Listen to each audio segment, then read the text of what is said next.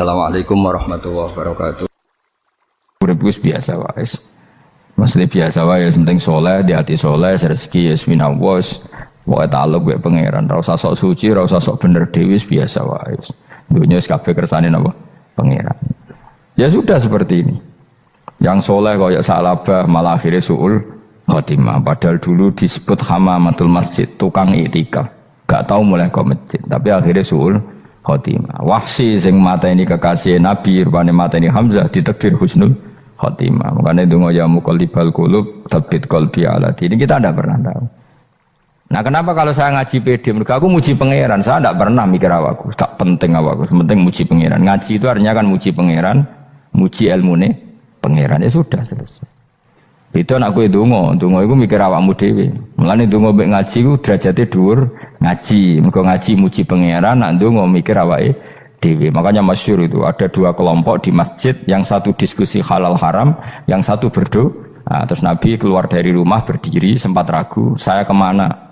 Terus akhirnya Nabi ngendikan mereka itu berdoa, kalau Allah mengabulkan ya disembadani. Tapi mereka belajar halal haram. Itu perintahnya Allah, saya sebagai Nabi. Terus akhirnya Nabi gabung kelompok yang belajar halal haram. Karena belajar halal haram artinya ingin menghidupkan hukumnya Allah Ta'ala. Tapi nak wong donga kepingine iku kabul kajate. Intine mikir awake dhewe. Makanya saya termasuk ulama yang jarang berdoa. Tapi ya berdoa tapi kadang-kadang. Nah kowe kan gak kontribusi ning agama ora pati ya ndonga. Oh dasar murahan. Ya tapi piye mulang ya ora payu. Jadi kadang-kadang kula dibantah. Lah jenengan mulangi payu Gus. Lah kula ora payu, ndonga-ndonga ngono. Ya tapi aku ngerti pangeran ora bakal nyembadani barno ora Gus. Pangeran yo paling wis dikai sithik ngono cukup umum. Kula termasuk orang yang enggak setuju ya kalau orang sholawatan terus berlebihan tapi khidmah ini Nabi kurang. Maksudnya gini loh, sholawatan berlebihan ya. Redaksi sholawat tentang Nabi itu kecil.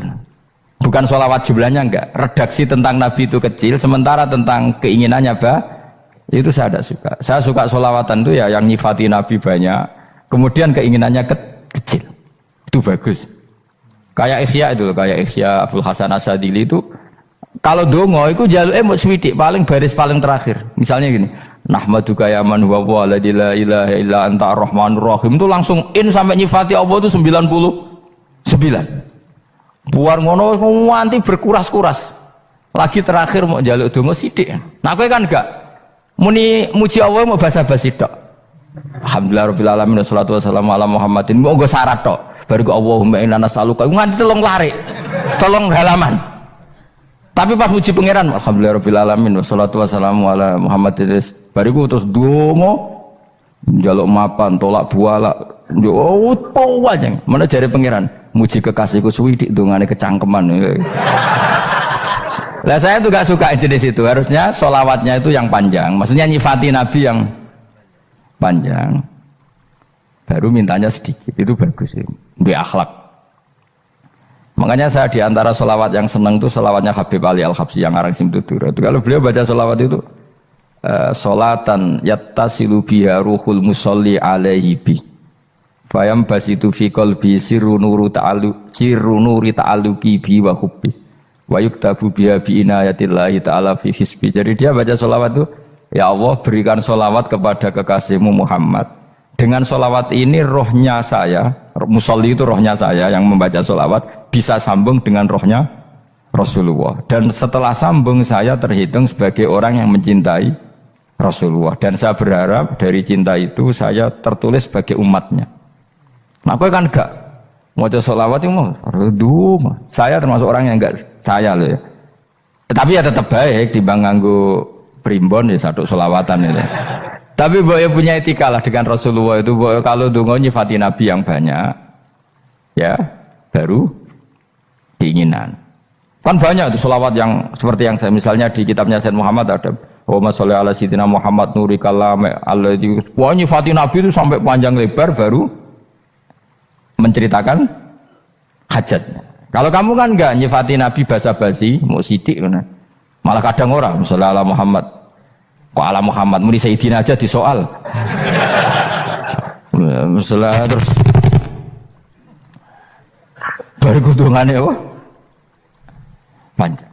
Saya termasuk yang enggak setuju karena itu menurut saya kurang etika. Makanya Rasulullah itu kalau berdoa kalau sudah nyifati Allah coba tak beri satu contoh saja doanya Nabi. Alhamdulillah hamdan yuwafi ni'amahu wa yukafi'u mazida ya rabbana lakal hamdu kama yanbaghi li jalali wajhika 'azimi sultanik la nuhsi sana'an 'alaika anta kama asnaita 'ala nafsik. Itu sudah berapa itu nyifatinya? Itu belum doanya tuh.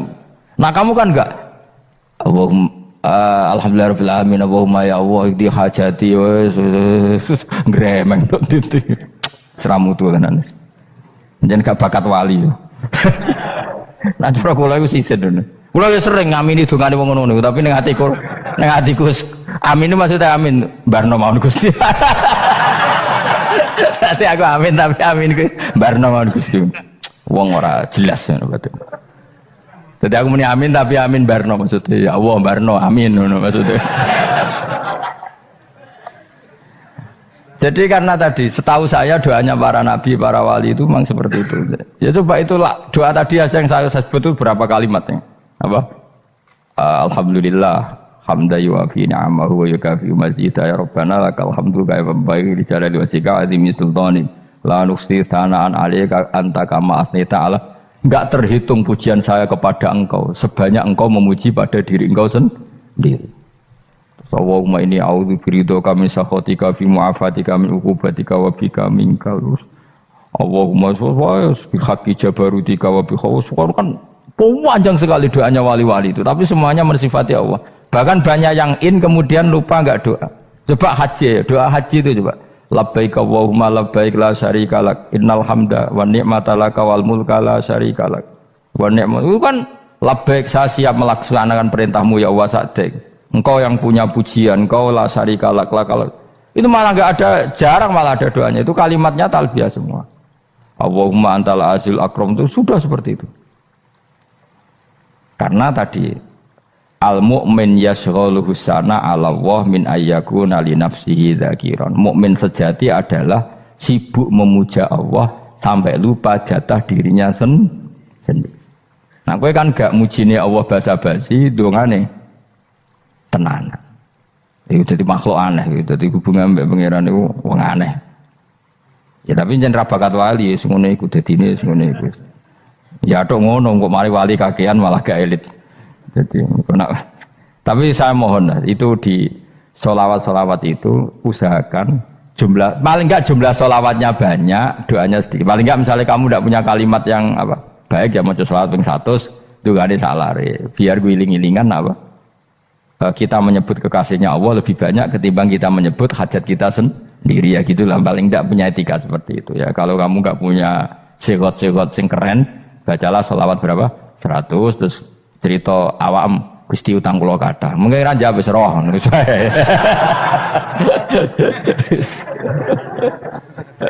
Tapi kan kita menyebut kekasihnya sampai 100, nyebut utang bisa. Ojo kok nyebut kekasih pisan, nyebut utangi 100.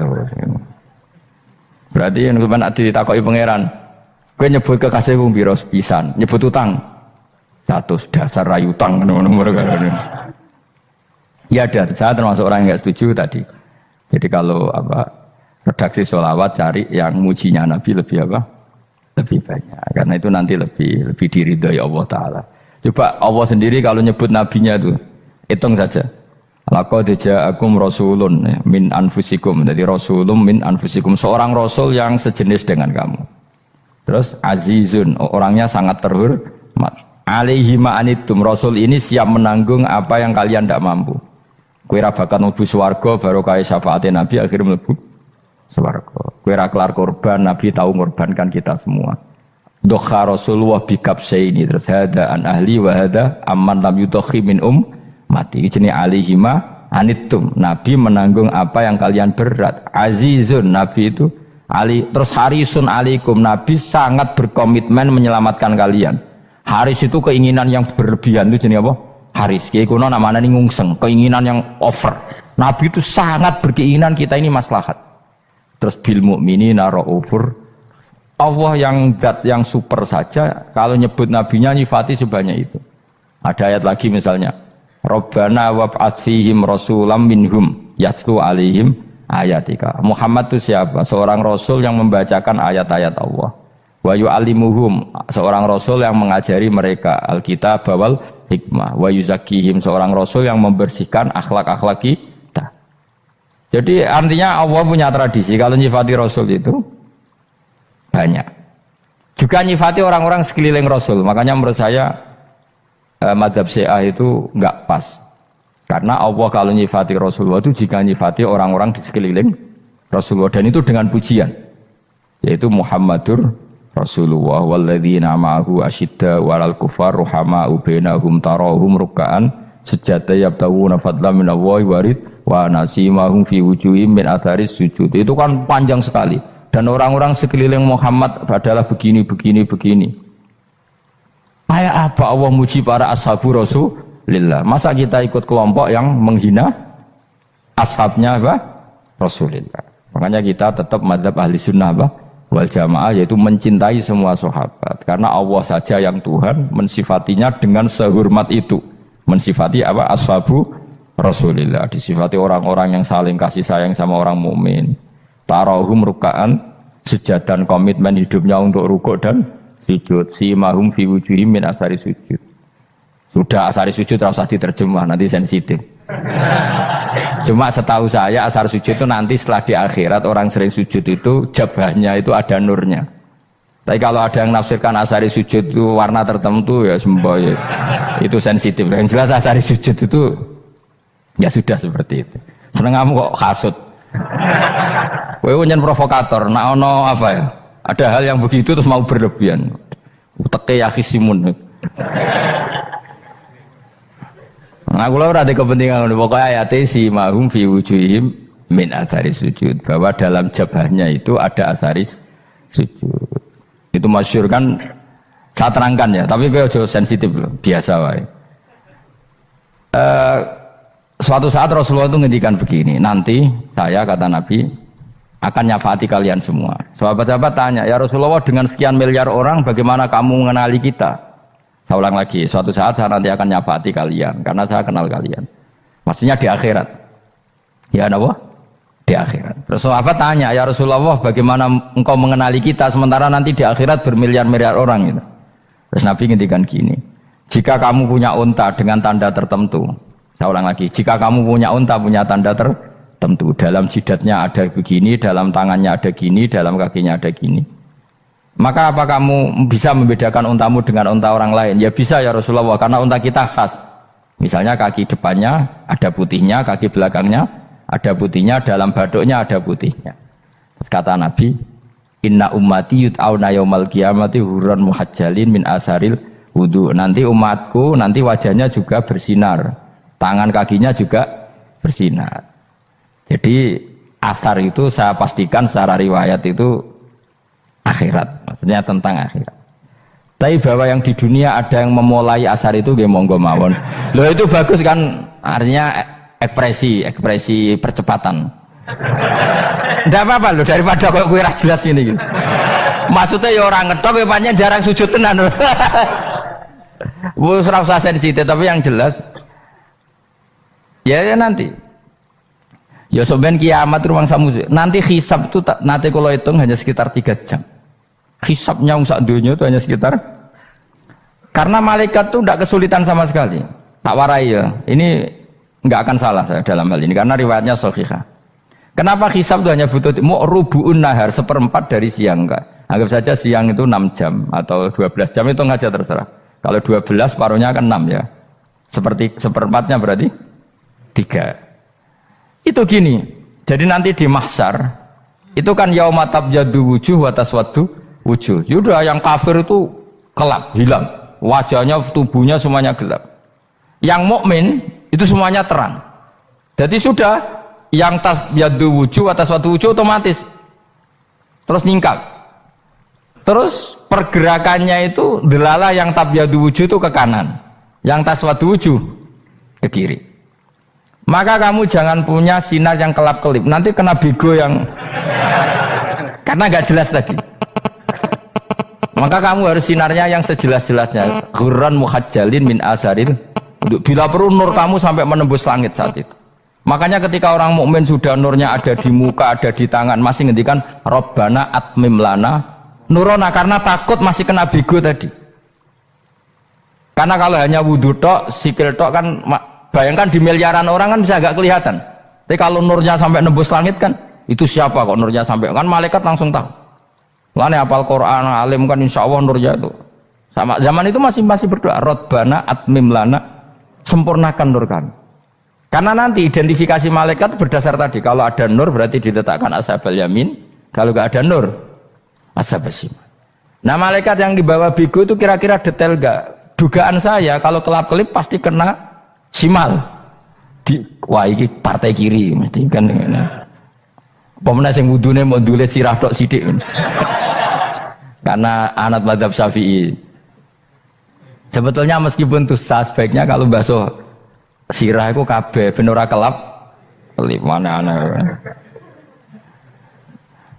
aneh pepesan terus dulat-dulit tok. Iku soben ya itu kelap kelip. Ya sudah ya. Setelah itu kata ngendikane pangeran yu'raful mujrimuna bisimahum fayukhadu bin nawasi wal aqdam. Orang-orang pendosa kelihatan maka diletakkan di kiri. Nah sama yang orang-orang baik simahum fi wujuhihim Medasari. Jadi ayat itu jelas tentang akhirat. Tapi kira usah terus merovokasi. Seneng kamu kok ya khisimun. Maksudnya provokator. Gitu. Jadi nanti yang mukmin jelas nurnya. Lah nur ini nanti dengan kadar iman kamu, perilaku kamu. Ada yang kelap-kelip, ada yang. Nah yang kelap-kelip ini orang kena bigo itu tadi. Nanti setelah kena bigo ikut ashabis simal, yang kelap-kelip disortir lagi malaikat yang bagian detail kan ada nanti. Nah ini terus ditubir neraka, yang kafir bener-bener neraka, yang ini ditubir neraka. Nah, itu nanti ini yang ngel-ngelo Kanjeng Nabi digoleki ya ini itu. Mana sakit Kanjeng Nabi, mana ono kiai soleh darani nek iso soleh dhewe sakit Nabi mergo terus goleki endi umatku sing kelep-kelip terus dicari disyafaati. Ya imma langsung dituruti Allah wa imma diumbasik ning neraka. Ya terserah rencanamu piye kon aku. Tapi yang jelas apa? Kiamat itu cepat sekali karena tadi ada identifikasi tadi. Makanya hanya cukup 3 jam karena tadi yang jelek kelihatan jelek, yang baik kelihatan baik. Makanya cepat. Ya araful mujrimuna bisimahum, orang pendosa dikenali lewat alamatnya yaitu taswaddu apa? Wujuh. Kalau orang baik dikenali lewat tabyadu wujuh. Nah, terus setelah nyingkir, ini ngono tak warai kiamat. Setelah nyingkir itu faduri babenahum bisuril lahu bab. Setelah tersingkir tadi terus lalu ada pintu penghalang, pintu pemisah. Nah pintu pemisah tadi yang sisi kanan langsung jadi surga, yang sisi kiri jadi neraka. Itu disebut faduri babenahum bisuril lahu bab batinu fi rahmatu wa dhahiruhu min qibalihil adzab. Yang pintu arah kanan otomatis wilayah surga, yang pintu kiri otomatis wilayah neraka. Nah problemnya ketika penutupan pintu itu dah yang kelap-kelip itu katut kemana ini yang makanya kamu jangan malok partai yang apa kelap-kelip yang nggak jelas itu koalisi kemana ya? Kalau partai besar kan iso nyalon presiden, partai kecil ini kan ikut mana ini kan sing sak ngisore 1%, 2% ini kan repot. Loh coba misalnya nur kamu 2%, berarti gelap kamu kan 98%. Kira-kira malaikat mengkategorikan kemana coba? Ayo jawab. Gelap. Loh kode semangat Pak. Padahal itu bagian dari kamu. Kalau satu tubuh itu sinarnya hanya 2%, kira-kira kategorinya itu partai gelap, partai terang. Kode semangat kok ini. Berarti kegaruk kemana? Kiri. Tapi bisa saja malaikat cara berpikir gini. Tapi kok ada cahayanya ya? Padahal kata Allah yang bercahaya ashabul yamin. Kan nggak ada bilang cahaya terang. Bisa saja malaikat alhamdulillah berpikir begitu. Ya nanti kita rayu saja supaya berpikir ini kan yang penting ada cahaya. Kan Allah tidak bilang terang apa kelap-kelip. Ya mungkin saja asal ada cahaya dikategorikan lahu nur, punya apa? Nur. Tapi yang jelas saat itu pun yang sudah punya cahaya masih berdoa Rabbana atsmim lana nurona. Ya Allah saya mohon sekali nur-nur kami sempurnakan. Jadi ini saya bantu teman-teman yang hafid-hafid supaya tahu maknanya ya. Dan yang nggak hafid ya dengar ya. Kalau nur itu penting. Makanya Nabi itu kayak apa? Nabi itu orang super. Itu kalau ngendikan wa al min fauqi nuran wa min tahti nuran wa an yamini nuran wa an simali nuran, sampai terakhir Nabi masih mendoa untuk dirinya waj'al li nuran, dan semua tubuh saya jadi nur. Jadi Nabi sudah gitu. Ya Allah, jadikan sisi depanku nur, belakang kami nur, kanan nur, kiri nur. Terakhir itu apa? Waj'alni nuran, dan doa semoga semua tubuh saya jadi nur. Itu termasuk doa yang sering saya baca. Karena saya takut kelap-kelip tadi, ini bahaya ini kalau malaikat. Saya tidak tahu cara berpikir malaikat tadi. Apa ngitung 98% maka dikategorikan apa? Gelap. Apa dihitung nurnya saja? Wong instruksinya Allah kan yang ada nur ashabul yamin. Meskipun kelap-kelip kan punya nur. Saya tidak tahu nanti ikut 2% ikut mana kalau di partai koalisi itu. Ya, ikut yang menang biasanya, ikut yang apa? Ya paham ya, makanya saya mohon. Kalau wudhu itu usahakan sempurna, terutama wudhu sholat. Kalau nggak wudhu sholat itu sebaiknya nggak sempurna, supaya ada bedanya wudhu sholat sama wudhu tidak sholat. Rasulullah itu masyhur gitu ya. Rasulullah itu kadang tawaddu'a wudhu'an khafifan, wudhu yang sederhana, yaitu hanya sekali-sekali dan tidak sempurna. Ketika ditanya as-sholat ya Rasulullah, tidak. Misalnya saya habis makan, mau tidur, biasanya ya wudhu, tapi tentu tidak perlu sesempurna kayak wudhu sholat, biar ada bedanya. Rasulullah juga gitu, beberapa kali beliau wudhu tapi tidak sesempurna wudunya untuk sholat. Masyhur itu di riwayat tawaddu'a wudhu'an khafifan duna wudhu'ihi lis sholat. Tapi kalau wudhu untuk sholat asbaghal wudhu, menyempurnakan wudhu. Jadi supaya ada bedanya wudhu sholat dan wudhu tidak sholat.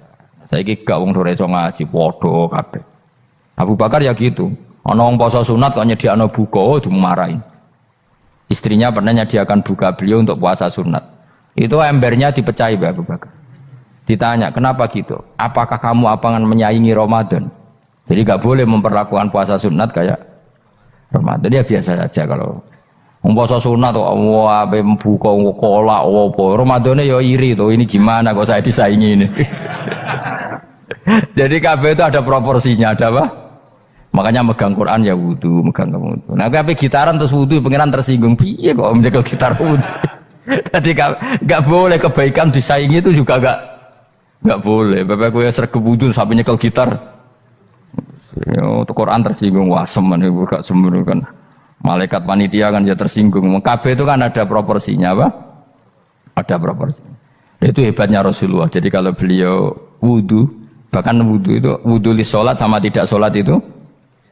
Misalnya sholat sunat itu kamu mampu ngadeg boleh nggak duduk? Boleh. Kalau sholat fardu nggak boleh, biar ada bedanya. Fardu itu spesial, nggak boleh, harus berdiri.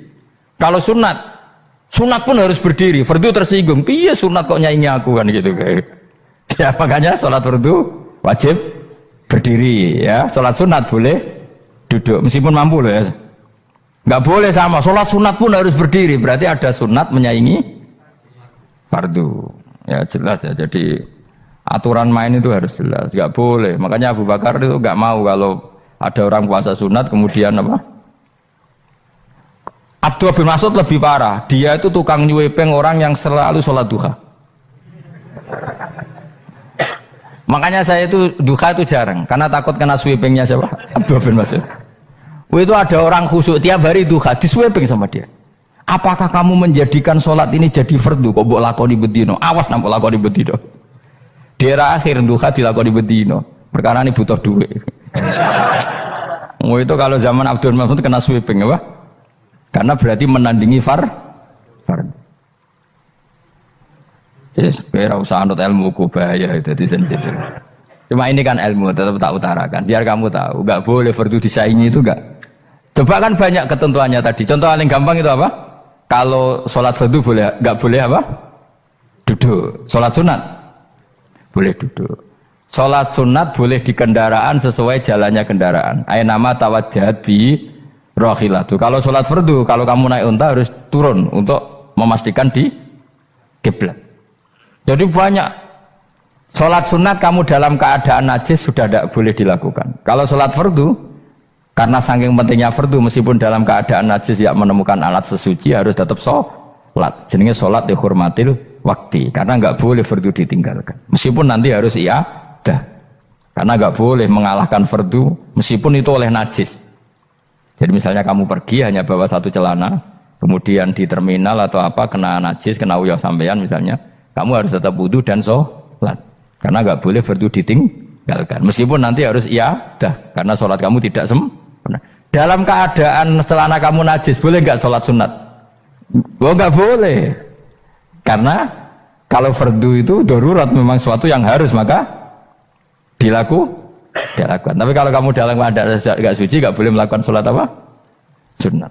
Karena fardu itu spesial apa? Spesial. Bun kalau terus nongol. Wamtazul yauma ayyuhal mujrimun. Ya, jadi orang mujrimun harus terpisah dari orang apa? Mukmin. Dan yang keharusan itu ketika di surga. Tapi kalau di dunia ya boleh muamalah boleh. Ya muamalah yang halal maksudnya. Infaridu tegese misau sira kabeh ana mukminin sing pira-pira mukmin intakhtilatihim. Nalikane campure kufar utawa al mujrimin bi iklan al mukminin. Utawa rujuke balik boten napa. Maksudnya rujuke diwalik ge sami intakhtilatihim mukminin bi iklan kufar utawa kufar ning mukminin. Alam ahad ilaikum ya bani Adam. Alam ahad ana ta ora merentano ingsun ilaikum maring sira kabeh. Amurkum tegese ana ta ora merentano ingsun kum ing sira kabeh ya bani Adam ya bani Adam. Ala lisani rusuli ing atase lisane para utusan-utusan ingsun. Bukankah saya telah merintahkan kamu wahai Bani Adam Allah tak butuh setan. Yen ora menghamba sira kabeh asetan ing setan. Ngendikane pangeran kowe ijek kanut setan cek nemen nih. Bukankah sudah saya perintahkan kamu tidak boleh diperbudak napa setan. Maknane la tutiu tegese aja taat sira kabeh ing setan. Inna sak temene setan laku maring sira kabeh aduun musuh mubinun kang jelas. Bayinul adawati banget musuhane. Lah setan musuhmu kok malah mbok nut bocah kok sarap ngono. Karwan musuh kok di nut. Anut ya pangeran mergo Allah wali fid dunya wal akhirah. Wa ani buduni lan yen to nyembah sira kabeh ni ingsun. Wa anstune kelakuan budu nyembah sira kabeh ni ingsun wahidu tegese nglakoni tauhid sira kabeh. To mengesakno sira kabeh ni ingsun. Wa ati ulan to atau sira kabeh ni ingsun. Harusnya kita hanya ibadah ning Allah Subhanahu wa ta'ala karena dia yang menciptakan kita, tempat kita kembali. Setan itu tidak siapa-siapa, makhluk yang hina, yang lemah. Pokoknya malah taat ya ning gone zat sing super, sing gawe kita, sing memberi rezeki kita dan zat yang kita kembali. Hadza utawi iki maksudane taat ning Allah taala. Hadza ay al madkur min taatillah iku siratun kudalan tariqun tegese dalan mustaqimun kan